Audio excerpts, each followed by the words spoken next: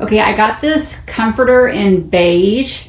There's not a lot of contrast. As you can see, the dust ruffle is white. There is a white sheet also here, and then there's the shams. The shams are more like pillowcases. They're huge. The pillows that are inside them are extra firm and extra large, and they don't even close to fill up the shams. So I'm not really sure what I'm going to use them for. They are super soft. I typically sleep on a silk pillow, so I may end up trying the shams out for that. It is a beautiful color. My daughter is real picky. I'm getting this for a gift for her. It needed to be really, really lightweight. I also wanted it to be inexpensive because there was a good chance that we would end up just giving it away if it didn't work for her. She also does not sleep with a sheet, like a top sheet. She wants to be directly underneath the comforter, so it has to be light and it can't be scratchy. She actually slept in my bed last night and was like, I want one of these. Little does she know I already have it.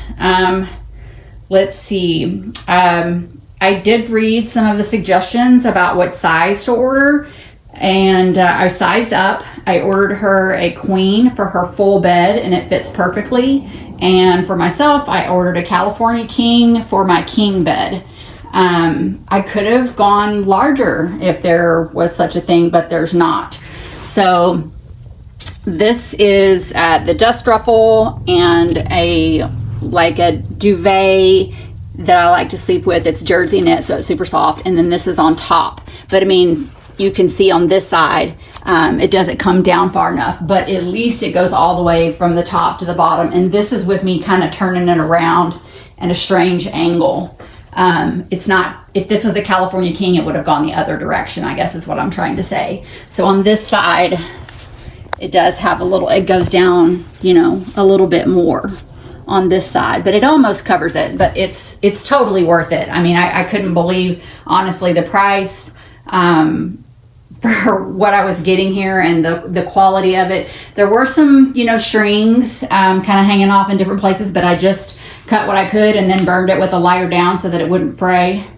It was extremely wrinkled. It comes in a really tightly vacuum packed package. This is kind of how the whole entire thing looked.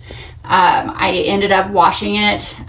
It says to only wash it in sorry, there goes my dog, to wash it in commercial washers. Obviously I don't have a commercial washer, so I put it in on delicate and waited for it to fill up, and then I kind of just washed it by hand.